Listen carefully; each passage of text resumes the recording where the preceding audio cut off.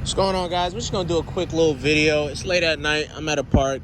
Would have did this in the daytime, but it is what it is. We're gonna talk about leasing and financing in general. Then I'll tie it into the Scatpacks and the Hellcats.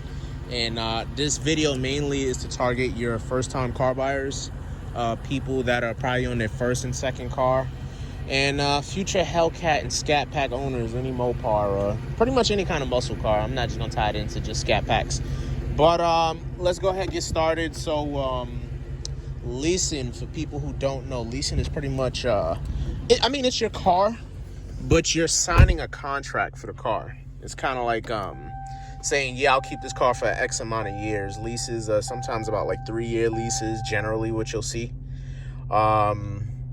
You have a certain amount of mileage you have to keep for that car.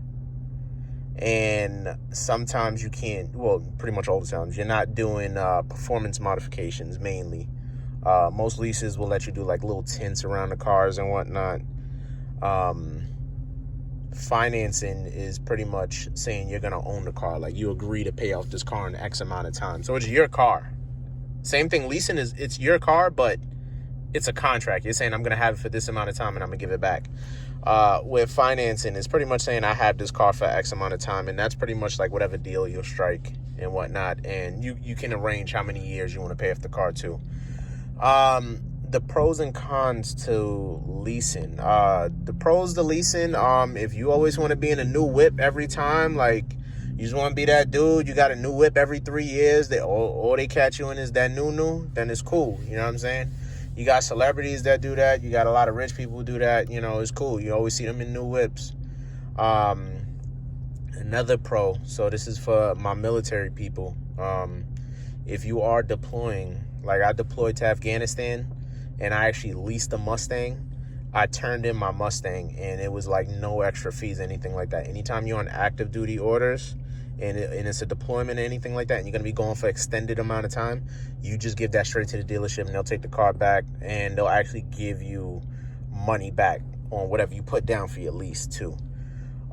Straight up going to talk about the cons. You can't put a certain amount of miles on that car. On average, they don't want it coming back, and somebody could correct me if I'm wrong, but like over 30,000 miles. So let's say you leased it for 3 years, like the most you're putting on is like 10,000 miles a year. Some people are probably like, damn, that's a lot of miles. But shit, man, if you live in the South like me and you're doing a lot of highway miles, like, you riding a lot and shit.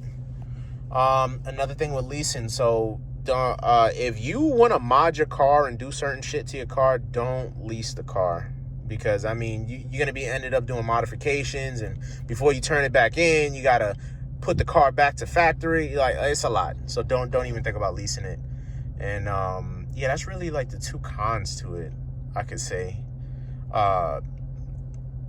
Honestly, if those two cons threw you off, you might as well just finance. Now I'm going to just go ahead and tie it straight into the Scatpack and the Hellcats.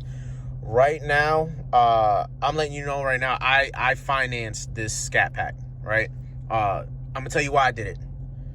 Dodge is getting rid of SRT. As of 2023, those are like the last makes for like Scatpacks, Hellcats, and whatnot. These cars are an investment right now. So why would you not want to keep it? Now, at the same time, when you have a lease, you can choose to buy out. Like, you can buy your lease at the end of it. You want to keep the car, but you might as well just finance it. And if you're that kind of person later on down the line, you're like, hey, I want to do a little modification. I want to do this. I want to do that. You don't have to worry about like, oh shit, I just broke my lease and whatnot.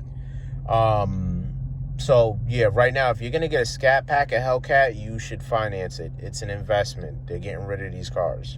So you're going to be holding on to a gem pretty soon. After 2023. After this, people are going to have to buy used cars. That's it. So yeah, that's my take on leasing and financing.